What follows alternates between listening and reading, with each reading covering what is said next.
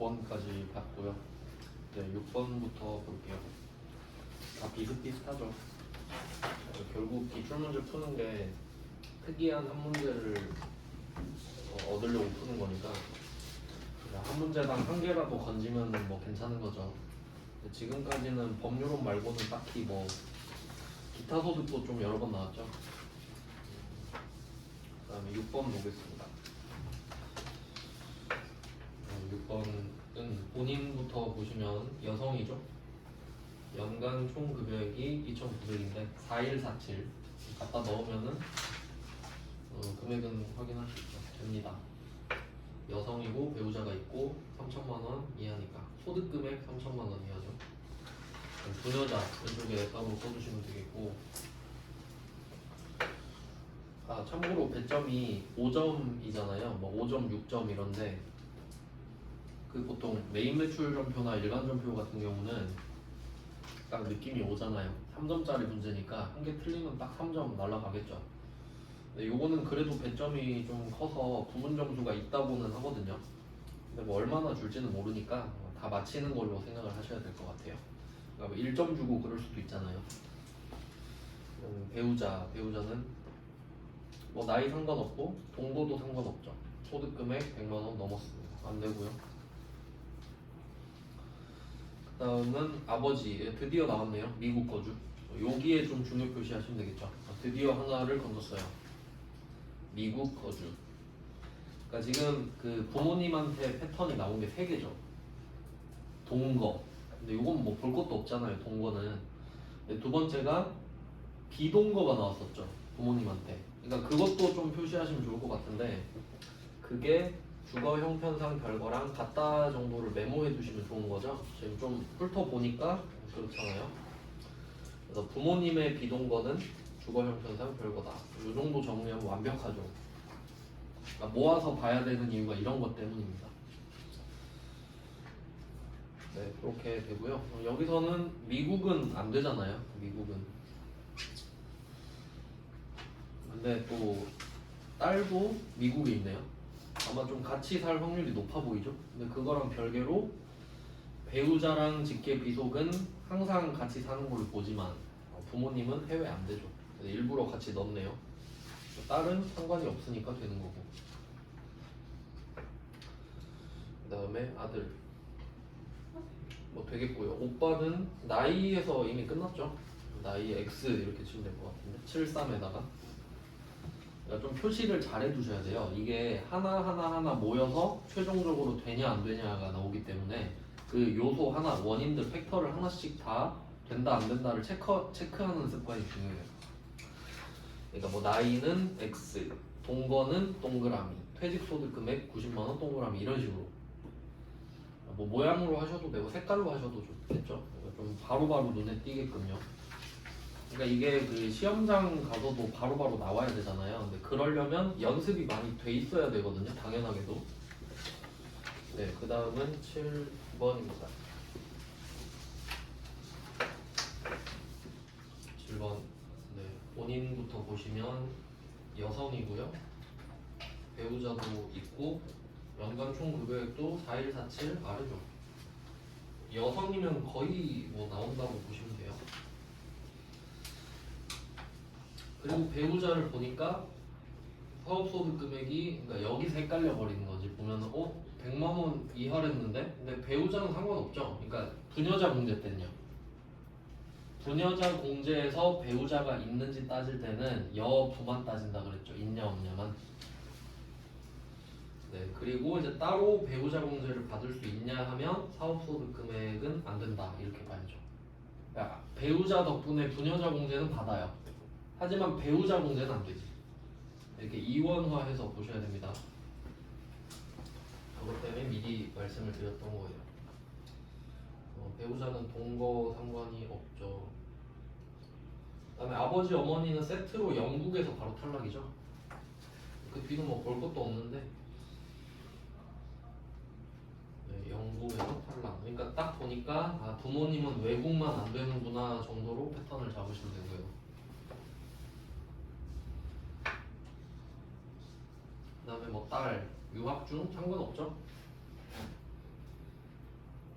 아들도 상관없고 아들도 되고요. 언니는 나이 73에서 탈락. 소득 금액은 되지만 나이가 안 되니까. 이번에도 무난합니다. 물론 아직까지는 영양가 있는 게 안 나왔는데 이제 8번으로 가볼게요. 요건 그냥 회차별로 다 넣은 것 같아요. 그러니까 좀 영양가 없는 애들은 표시를 아예 하지 마시거나 그냥 뭐 X표 쳐서 좀 걸러 두시면 좋아요. 어차피 비슷하기 때문에 한 5개 정도만 대표 문제로 남기면 되거든요. 그러니까 방금 7번 이런 건 영양가 없죠. 하나도 없죠. 재미도 없고 하니까. 그러니까 구분을 잘 해놓으셔야 돼요. 미리미리. 그래야 시간을 나중에 아낄 수 있거든요. 그 다음에 8번. 8번은 본인이 남성입니다. 그다음 배우자로 바로 갈게요. 배우자 복권 1억 당첨됐는데 소득 없죠?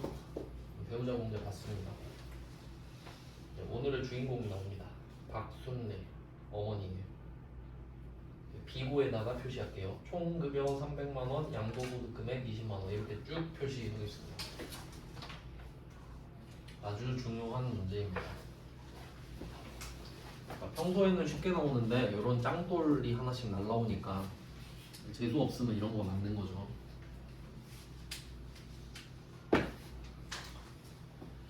자, 그럼 여기서 확인해야 될 게 있어요. 지금 소득이 2개잖아요. 소득 요건 보는 게 원칙과 예외. 근데 예외는 근로소득 하나만 있어야 되죠. 그럼 어머니는 예외는 아니죠. 근로소득만 있는 거 아니잖아요. 그러니까 어머니는 원칙이거든요. 근데 문제는 근로소득 금액 100만 원이어야 되잖아요. 근데 양도소득 금액은 알겠죠? 양도소득 금액 20만 원은 바로 눈에 띄잖아요. 근데 총 급여는 근로소득이죠. 그러니까 얘를 소득 금액으로 만들 줄 아냐 이거잖아요.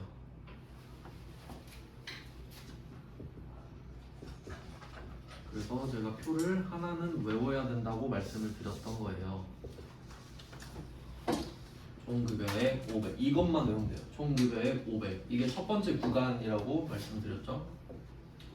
그러면 근로소득공제 350 들어간다. 네, 요건데 이걸 보면서 뭘 외워야 되는 거냐? 외우기만 하면 안 돼요. 그러니까 응용을 하기 위해서 외워야 된다는 거예요. 그럼 총 급여액이 이게 500만 원 이하거든요. 정확하게 말하면. 그럼 400만 원, 300만 원, 200만 원, 100만 원도 다 500만 원 이하죠. 그러면 여기서 500에 350만 외우면 400을 모르잖아요. 그러면 500에 350은 외웠어요. 그럼 400은 얼마냐고. 안 외웠죠. 그럼 이제 응용을 해야 되는데 350만 원이 500만 원의 70%죠.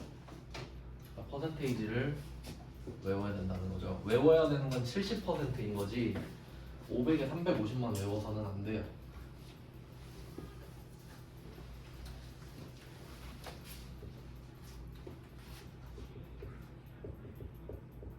그게 진짜 안타까운 공부 방법이거든요. 그러니까 외우는 거는 외워야 되잖아요. 공부를 할 때. 근데 쓸데없는 걸 외우면 에너지 낭비죠. 근데 여기 70%를 외우라는 거예요. 500의 70%. 그러면 400이면 400의 70%겠죠. 이해되시죠? 그럼 지금 300 나왔죠? 그럼 300의 70%겠지. 그리고 잘 생각해 보시면 얘는 소득 공제입니다. 그러니까 이 500만 원이 100%잖아요. 이거 제가 대학교 다닐 때 옆에 있는 애들이 이거 엄청 많이 틀렸거든요. 그러니까 왜 그러냐면 70%만 외우는 거예요. 의미를 모르는 거예요. 지금 500만 원이면 거의 돈 안 버는 거죠. 1년 동안 500 벌면 한 달에 40 버는 거거든요. 그러면 국세청이 아이고 불쌍해라. 난 너한테 세금 거둘 생각이 없어.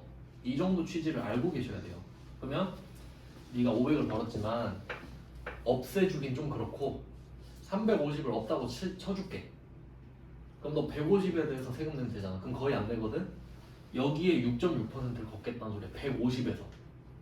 그러니까 그 취지를 기억하면 70%를 빼는 거였는지 70%를 곱하는 건지 이해할 수 있죠. 그러니까 왜 틀리냐면 여기에 70%를 곱해서 틀린다니까. 그러니까 500에다 70% 곱해서 350 나오잖아요. 350을 소득금액으로 적어버려서 틀린다고요. 그럼 그건 아무 생각이 없는 거죠. 아무 생각이 없잖아. 그러니까 결론은 뭐냐? 30%가 남는다라고 기억하시든지 70%를 뺀다라고 기억하시든지 둘 중에 하나만 하셔야 돼요. 섞어서 70%가 남는다 이러고 있으면 안 돼요. 세법은 취지를 알아야 돼. 취지.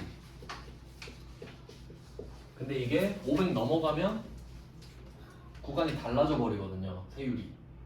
그러니까 500까지만 70%를 빼줘요. 근데 300도 500 이하죠. 그러니까 얘도 결국엔 30% 곱하면 되잖아요. 30%가 남을 거니까. 그러면 근로소득 금액 90만 원 이렇게 써두시면 되겠네. 결과적으로.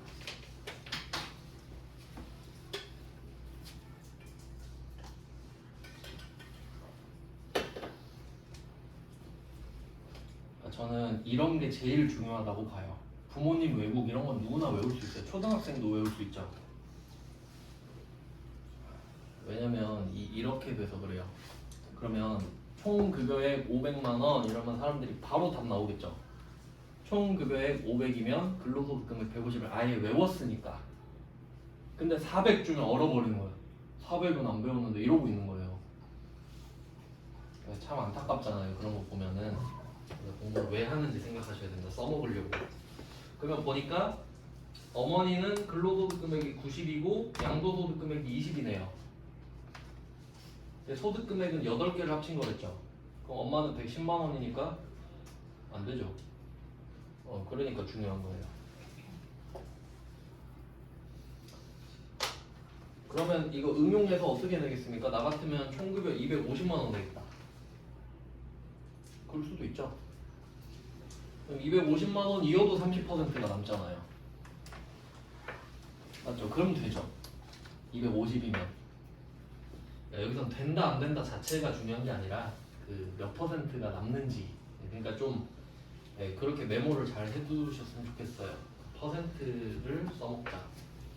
어머니가 주인공이었어요. 소득 때문에 안 돼요. 8번에는 하나 건졌네요. 요런 것만 눈에 잘 띄면 되죠. 지금 법률혼이랑 부모님 외국이랑 박순례 이건 고유명사 한번 할게요. 상황이 특이하니까. 네, 그 다음에 동생으로 가겠습니다. 동생은 장애인이고요. 별말 없으면 1번 장애인입니다. 나이는 상관이 없는데 소득이 너무 많네요. 안 되고요. 그러면 자녀 뭐 둘 다 되죠. 일용근로소득 금액은 없는 거랑 똑같습니다. 일용근로는 총급여액이라고 하는데 사실 일용근로는 총급여액이라고 부르지를 않습니다. 애초에. 네, 상관없다는 소리예요. 8번 받고 이제 9번 가겠습니다. 9번은 본인부터 보시면 여성이죠. 배우자가 있고 연간 총급여액 2,900만 원인데 근데 배우자 쪽을 보시면은 사망이죠. 사망 여기 중요 표시하셨는데 사망. 자, 처음 나왔죠. 사망은 이 문제가 굉장히 좋습니다. 이 문제가 그러니까 지금 이 배우자가 사망을 한 건 팩트잖아요. 그럼 언제 사망했는지에 따라 답이 다 달라져요. 왜냐면 배우자가 사망했으면 나 한부모 아닌가요? 한부모잖아요. 직계 비속이 기본공제 대상자가 있어요. 근데 살아있다고 칠 수도 있잖아요. 그럼 부녀자 공제를 받죠. 그러니까 이 문제는 중요한 문제입니다. 얘는 그냥 전체적으로 중요 표시하시면 될 것 같아요. 이 문제 자체를. 그럼 한번 기준을 볼게요. 기준.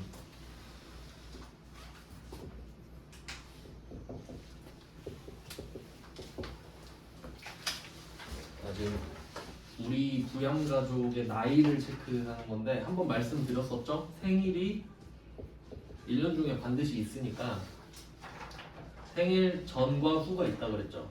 그럼 이때 나이를 뭘로 볼래 하면 12월 31일이었죠. 그러니까 나이가 먹고 나서 나이로 친다는 거죠. 생일 지나면 나이를 먹으니까. 아시죠? 그러니까 이게 만약에 내가 생일 전엔 20살이었다. 생일 지나면 21살이잖아요. 그러니까 생일 기점으로 나이 차이가 하나가 나죠. 그 플러스 1 된 나이로 보겠다는 거잖아요. 연말정산이니까 12월 31일 기준으로 하겠지. 당연한 거죠. 근데 이건 쉽잖아요. 생일 지났으면 나이 먹었다. 21살 이걸로 보는 거죠. 근데 사망자는 어떻게 할 거냐 이거지. 그러니까 이게 원칙이고요. 원칙은 12월 31일인 거죠. 12월 31일에 네 나이를 말해라. 그게 20 이하 또는 60 이상이면 된다 이 말이잖아요. 이게 20 또는 60 이렇게 돼야 돼요. 근데 예외는 두 개가 있는데 첫 번째 나왔다. 사망 망자라 그러죠. 죽은 사람을 사망자. 예외 첫 번째 사망자. 사망자는 지금 3월 3일에 사망했잖아요. 그러면 당연하게도 12월 31일이 없지 않습니까? 맞잖아요. 3월 3일에 죽었는데. 그러면 얘는 원칙으로 해버리면 생각할 게 없죠. 없다 하면 되잖아요. 근데 취지를 생각하랬죠. 취지. 도와주고 싶은 거야. 그러니까 가족 죽으면 얼마나 슬퍼요. 근데 야 없으니까 인적 공개 안 해줘. 너무 야박하지 않나요? 근데 보니까 3월 3일에 사망을 했으면 3월 2일엔 살아있었죠. 3월 2일에 살아있었으면 오래 살아있는 걸로 봐줄게. 배려를 해주는 거지. 3월 3일에 사망했으면 3월 2일엔 살아있잖아요. 당연히. 그럼 3월 2일이 올해에 들어있잖아요. 그러니까 올해까지 봐준다고. 12월 31일이 아니라 사망일 전일 기준으로 본다고. 그러니까 결론은 한 번은 해줄게 이 말이지. 기준이 사망일 전일로 갑니다. 좀 혜택이라는 느낌을 받아야 돼. 혜택. 그럼 3월 2일이 살아있었으니까, 그러니까 이게 제가 이 9번 문제가 연도가 애매해요. 안 써 있거든요. 물론 그 검색하면 나오지만 74회가 몇 회인지 나오는데 일부러 안 써놓은 이유가 요거를 좀 그 문제에다 써두세요. 17년일 때랑 18년일 때 답이 달라지니까 2017년일 때, 2018년일 때 두 번 생각해 보려고. 뭐 지금 답 자체가 중요한 게 아니죠. 어떻게 그 바리에이션이 펼쳐지는지가 중요한 거니까. 그러면 만약에 이 9번 문제가 17년도다. 그러면 17년도까지 배우자가 있는 걸로 봐주겠죠. 그럼 본인은 부녀자 공제를 받겠죠. 배우자가 있는 거니까.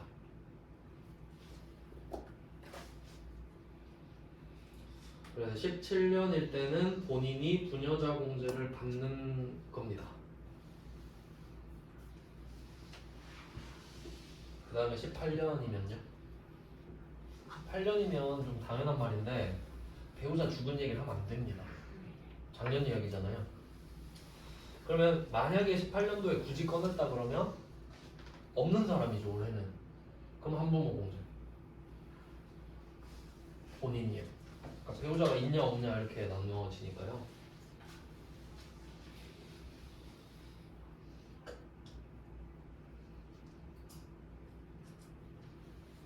그리고 여기서는 별로 뭐 논란이 될 거는 없는데, 그러니까 무슨 말인지 아시겠죠? 한부모냐 부녀자냐 이게 되게 중요해지잖아요. 근데 아마 17년일 거긴 해요. 근데 그렇게 낼 수도 있으니까. 근데 만약에 이게 2018년도잖아요. 그럼 주민등록번호가 없을 거예요. 말소됐을 거 아니에요. 번호가 없겠지. 그냥 그런 식으로 낼 수 있고, 그 다음에 그 한부모 공제 이슈가 만약에 나오면 헷갈리실 수 있거든요. 제가 아까 한부모 공제가 일단 배우자 없어야 된다. 이건 확실하죠. 있다 없다로 끝나니까.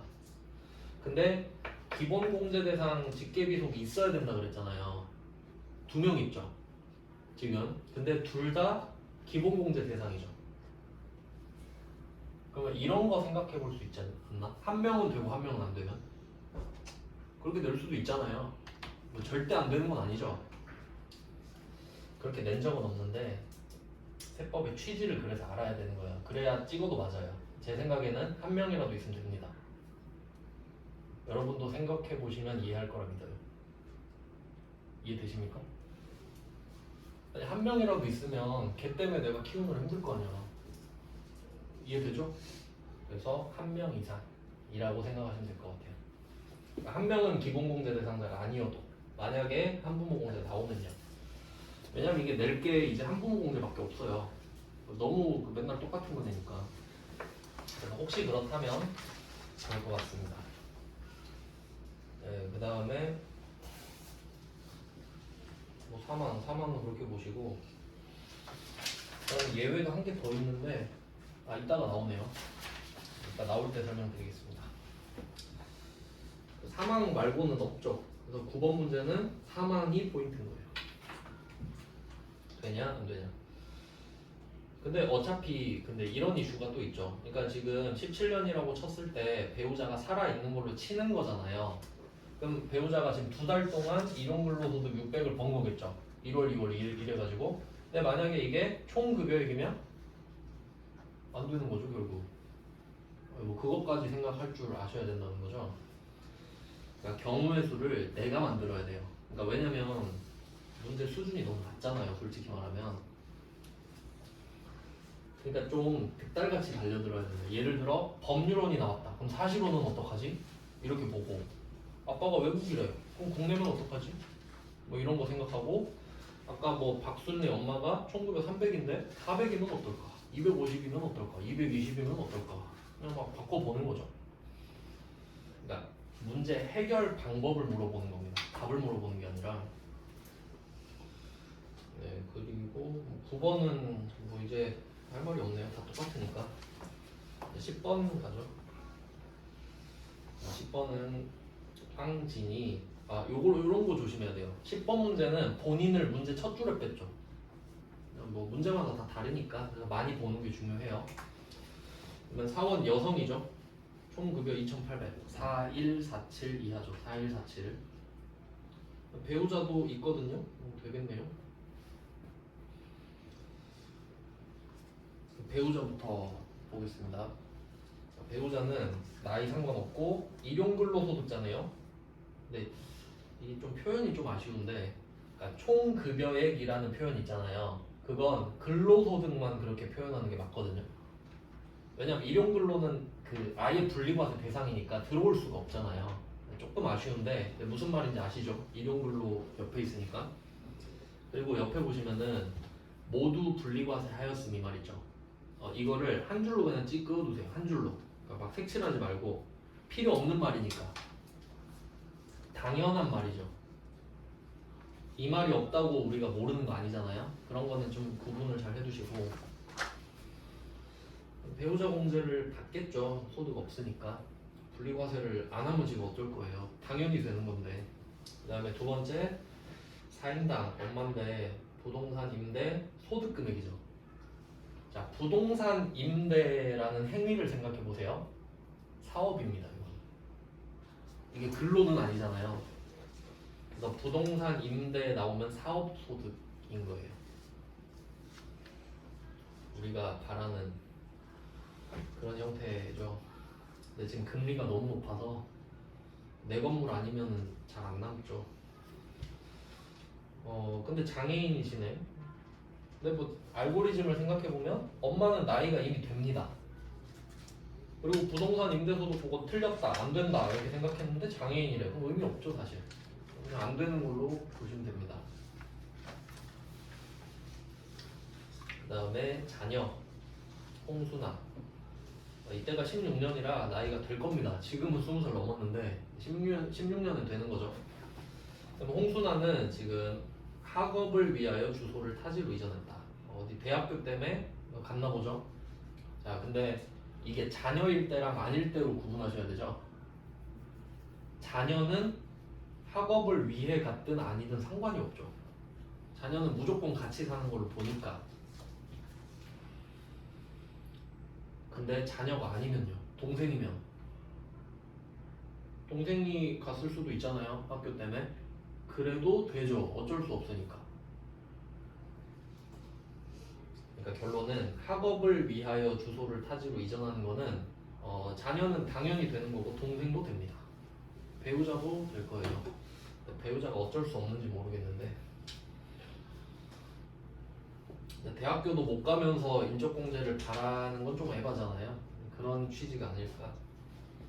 결론 되고 그 다음에 10번 문제의 주인공은 황매화입니다. 동생이죠. 여기서 눈에 띄는 단어가 있나요? 지은이요. 이거네. 그러면 그 법의 특징을 한번 생각해 볼게요. 법. 법은 기본적으로 성격이 성문법이죠. 성문법. 그 불문율이란 말 들어보셨어요? 불문율? 그러니까 율이 법이잖아요. 율법 할 때 율은 법인데 불문이 뭐냐면 안 써 있는 거라고. 그러니까 뭐 그런 거 있잖아요. 뭐 새치기는 안 하는 게 불문율이지 이런 게 법에 안 써 있잖아. 새치기 하면 죽인다 이렇게 안 써 있죠. 근데 하면 매장 나가잖아. 저 새끼 새치기 하는 새끼라고. 그런 게 불문율. 그럼 써진 건 성문법. 써져 있다고 문자로. 그러니까 법은 기본적으로 써져 있죠. 그러면 당연히 성문법의 성격 때문에 열거주의가 되는 거예요. 적혀 있잖아요. 그러니까 적혀 있는 것만 처벌하지. 뭐 그런 느낌이잖아요. 우리가 소득세법 하고 있죠 지금. 소득세법에 제가 8개 말씀드렸어요. 이자, 배당, 사업, 근로, 연금, 기타, 퇴직, 양도. 증여 있나요? 없죠. 그럼 내가 증여를 받으면 소득세를 낼까요? 안 내지. 소득세는 증여세를 내지. 그럼 이게 소득세에서 할 얘기입니까? 그러니까 이건 흡사 이거예요. 동생이 올해 부가가치세 5천만 원 냈다. 우리는 그 얘기를 왜 지금 하는 거야? 이렇게 되죠. 그 급이라고. 그 얘기를 왜 하는 거야? 이렇게 물어보게 되는 거예요. 아무 상관이 없죠. 증여받은 가액이 5천이든 5억이든 500억이든 상관이 없습니다. 그건 증여세법 가서 이야기해요. 상속세 및 증여세법에서. 그러니까 소득세에 열거돼 있지 않다는 소리죠. 그러니까 법을 입체적으로 보는 게 중요한 거거든요. 이게 느낌이 되게 좀 한번 좀 보여드릴까요? 이런 걸 원래 법을 그러니까 여러 상황으로 배워야 돼. 상황으로. 예를 들어서 여러분이 뭐 A라는 아파트를 취득을 할 수 있잖아요. 내가 사는 거예요. 그럼 물건값은 당연히 내야 되는데 이때 취득세 내잖아요. 취득세 내고 그럼 갖고 있을 때 재산세 내고 팔면 양도소득세 내거든요. 소득세죠. 양도소득세잖아요. 이런 느낌. 그러니까 지금 이걸 팔아야 소득세 내거든요. 그러니까 증여 받은 건 취득이랑 같은 개념이죠. 그러니까 얘는 지금 이때 취득세도 내는데 증여세도 내요. 받았으니까. 그러니까 지금 요 단계거든요. 근데 우리는 취득세도 상관없고 증여세도 상관없죠. 그러니까 그냥 이런 상황이에요. 그냥 좋겠네 하고 넘어가면 돼요. 그리고 얘가 그러니까 산 땅이든 받은 땅이든 팔면 양도소득세가 생기겠지. 이해되시죠? 그러니까 팔았다는 이야기를 했으면 양도소득세 이야기를 했겠죠. 받은 건 상관없잖아요. 그럼 증여세 내고 취득세 냈겠지. 그래서 아무 상관이 없습니다. 그러니까 결론은 소득세는 빵원이란 소리예요. 네, 이런 상황이 됐습니다. 증여. 또 괜찮은 문제죠.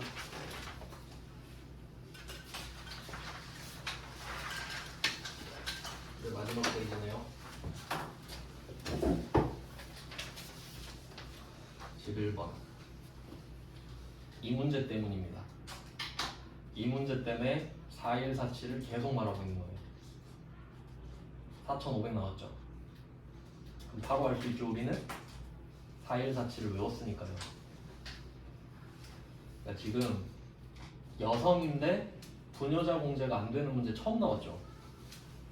그러니까 의미가 있죠. 이게 옛날 문제지만 갖고 왔잖아요. 그래서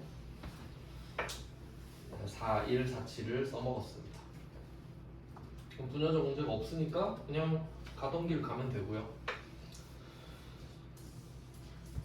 그리고 배우자 소득은 상관이 없다고 했으니까 부녀자 공제 따질 때는 어차피 안 되지만 자 이제 배우자부터 보겠습니다. 배우자는 총급여 때문에 안 되죠. 500까지만 되는데 2,400은 당연히 안 됩니다. 그 다음에 시아버지. 시아버지는 16년 4월 25일에 사망했는데 소득이 없네요. 그러니까 일부러 이렇게 되겠지. 소득이 없다고. 왜냐면 소득이 막 1,000만 원 있다 하면 무조건 안 되니까. 근데 뭐 사망은 아까 다뤘으니까 그냥 넘어갈게요. 그러니까 얘도 16년, 17년 이렇게 뭐 풀 수 있겠죠. 16년이겠지만. 그러면 아버지가, 그러니까 시아버지가 4월 25일에 사망하셨는데 4월 24일은 살아계셨으니까 그게 2016년이면 16년까지는 살아계신 걸로 보겠다는 취지죠. 소득 없으니까 되겠죠. 그 다음에 시어머니. 항시 치료를 요하는 중증 환자. 중증 환자로 사실 끝입니다. 그 다음에 치료 목적으로 별거 중이다. 이거는 주거 형편상 별거라고 볼 수 있겠죠. 되겠죠.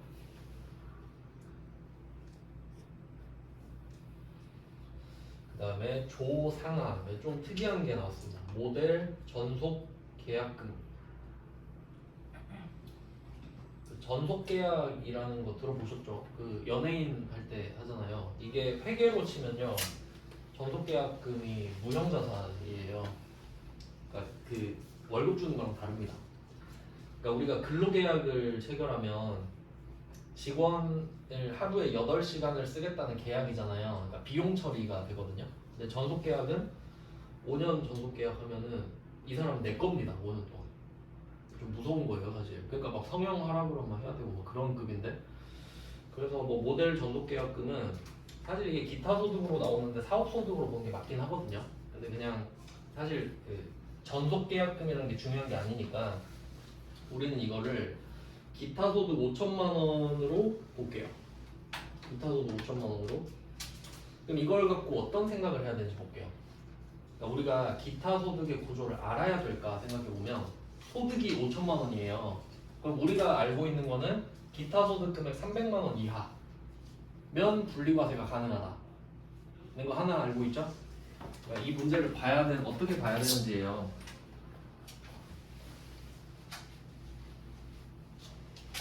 우리가 알고 있는 거. 첫 번째, 기타 소득 금액이 300만 원 이하면 분리과세를 할 수 있다. 선택이 가능한 거죠.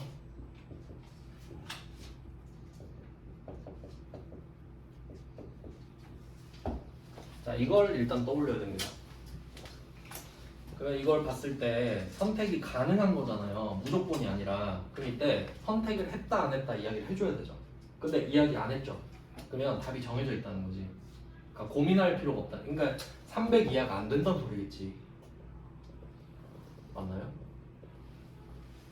300 이하가 안 되니까 이야기를 안 하겠죠. 300 이하가 됐으면 분리과세를 선택했다든지 안 했다든지 이야기를 하겠지. 이런 게 있고요. 그 다음에 기타 소득에서 필요 경비를 빼면 기타 소득 금액이 된다라는 거죠.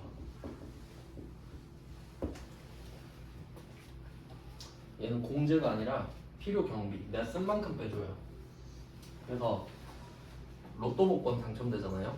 여러분이 만약에 10억 당첨되면 기타 소득 10억이죠. 10억.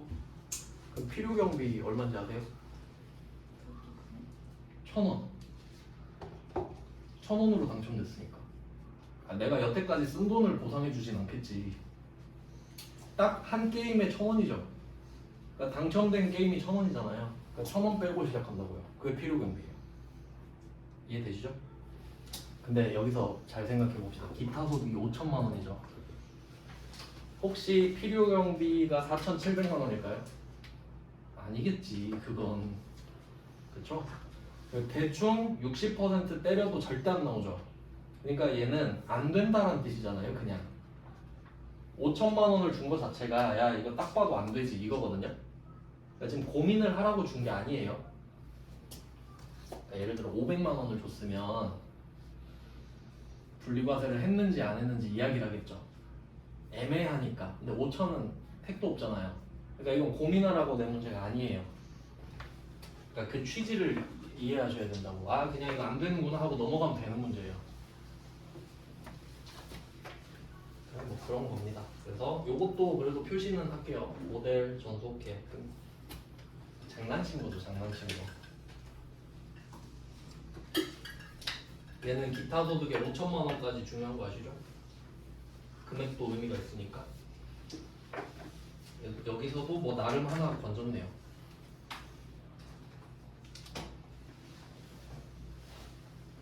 다음은 12번입니다. 12번 본인 여성이에요. 배우자 있고 연간 총급여 4147 이하. 부녀자 공제 되죠? 부녀자라고 적고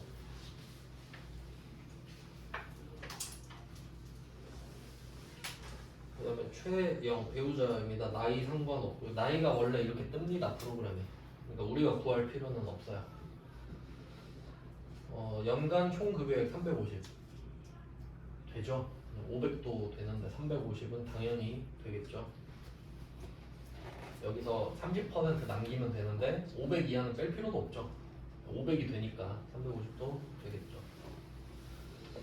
그다음에 아버지 당첨 뭐 없는 걸로 보시면 되고 주거 형편상 별거. 어머니도 뭐 상관없고. 이 문제는 진짜 재미없네요. 끝났습니다. 영양가 없습니다. 12번은. 그 다음에 13번. 이거 아까 말씀드렸는데 배우자 보시면 주민등록번호가 없죠. 말소됐어요.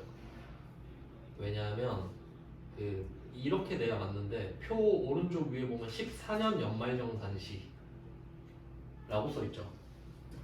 그러니까 이 말은 뭐냐면 14년 1년 동안의 연말정산을 하니까 지금은 15년이에요. 맞죠? 15년 돼야 14년 걸 하겠죠. 근데 13년 이야기를 왜 하냐 이 정도가 나와줘야 돼요. 근데 장애인이 안 나왔네? 아까 제가 예외가 2개 있다고 그랬는데 왜 없지? 장애 치유가 안 나왔죠 지금. 봤던 것 같은데 문제를 낸 적이 없는 건가? 제가 따로 적어드릴게요. 밑에 빈칸이 있으니까 거기 적으시면 될 것 같아요. 장애 치유, 치료 뭐 또는 치유 이렇게 쓰시면 돼요. 치료가 좀 더 맞겠나? 치료는 좀 감정적인 느낌인데.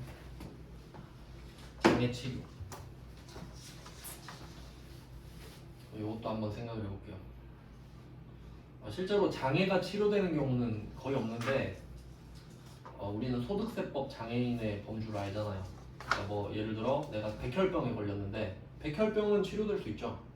그럼 그게 장애인에서 장애인이 아닌 게 되는 거예요. 그러니까 꼭 장애인이어야 되는 게 아니니까.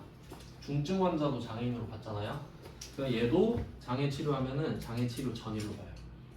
장애 치료 전일. 자, 이것도 생각해야 된다. 그러니까 전일은 외울 수 있죠. 근데 그게 뭐냐고 전일이. 자, 생각해 볼게요. 장애를 치료하면 아주 좋은 일이죠. 근데 그런 걸 따지는 게 아니라 세금 측면으로만. 그러니까 만약에 장애인이었으면 장애인 소득공제가 200을 추가로 받아요. 150 플러스 200. 그럼 350 소득공제거든요. 그럼 장애 치료되면 200이 없어지잖아요. 소득공제가 원래 200 해줬는데. 그러면 장애 치료 전일은 장애인이죠. 치료를 아직 안 했으니까. 그러면 장애 치료 전일은 네가 장애인이었으니까 올해는 장애인으로 봐줄게. 200 더 해줄게. 이 말이죠. 그러니까 취지가 같죠. 사망이랑. 네, 그래서 지금 나온 줄 알았는데 안 나와가지고 말씀을 따로 드렸습니다. 그 11번 문제로 착각한 것 같아요.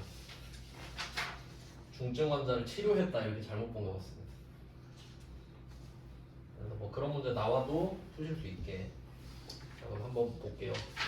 마지막 문제죠. 13번. 이것만 보고 가겠습니다. 자, 13번은 본인이 장애인입니다. 장애인 표시할게요. 사원 김용민 남자 세대주 장애인 이런 거 잘 봐야 돼요. 그러면 본인이 장애인이면 나이 소득을 말 안 해줘도 되죠. 그럼 되니까. 네, 그래서 본인은 뭐 장애인 써주시면 되고요. 그러니까 남자는 될 만한 게 장애인이나 한부모밖에 없잖아요.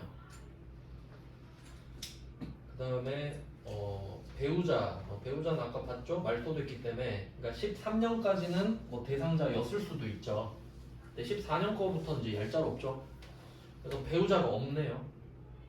그럼 배우자 없다 그러면 또 한부모 봐야죠. 혹시 한부모 아닌가? 보니까 아들 2명 있죠.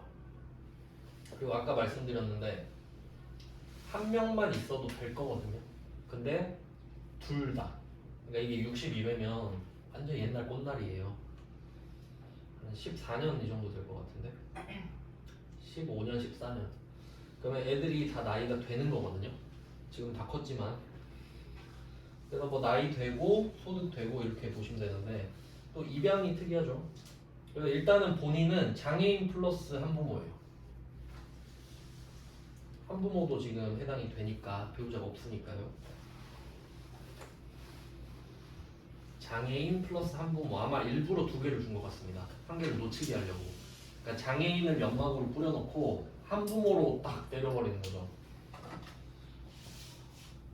그래서 한부모까지 보시면 되고 그 다음에 아버지 볼게요. 여기 종합 선물 세트네요. 아버지는 장애인이셨는데 사망했어요.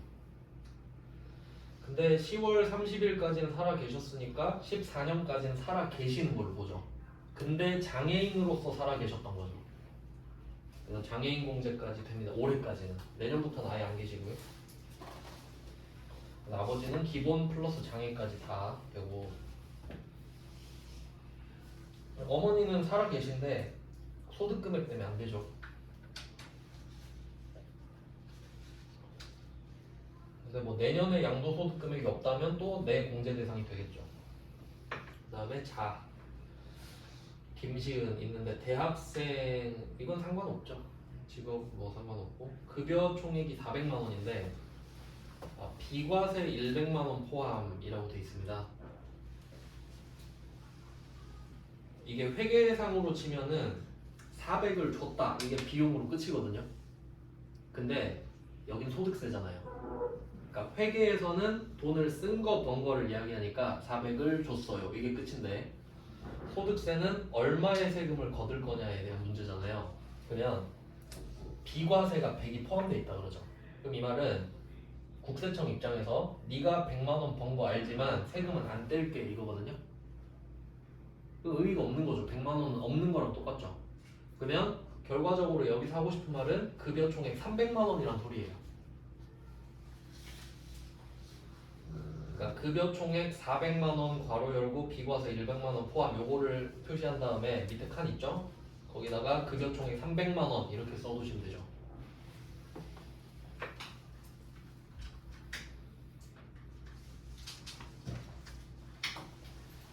조금 더 들어가면 이 비과세 항목을 말해버릴 것 같은데 그건 내일 배우거든요. 어차피 배우면 풀 수 있어요. 그래서 저 같으면은 이렇게 냈을 것 같아요. 급여 총액 600만 원에 비과세 100만 원 포함 이렇게 냈을 것 같습니다. 그래도 되죠. 딱 500이니까. 네, 뭐 그런 것까지 생각해 보시면 좋고요. 그럼 어쨌든 김지은은 나이 소득 다 되는 거예요. 15년도라고 쳤을 때. 그 다음에 김윤우 14년 입양. 뭐 입양한 사람도 자식이랑 똑같이 치겠죠 당연히. 이거 되는 거고요. 이 문제도 좀 괜찮죠 13번도. 그래서 여기에서 뭐 나름 강조했던 거 위주로 좀 보시면 될 것 같아요. 나머지는 다 평이한 문제니까 요 정도 이것만 이 두 장만 보셔도 이건 절대 안 틀립니다. 있는 거 다 갖다 놓은 거라서.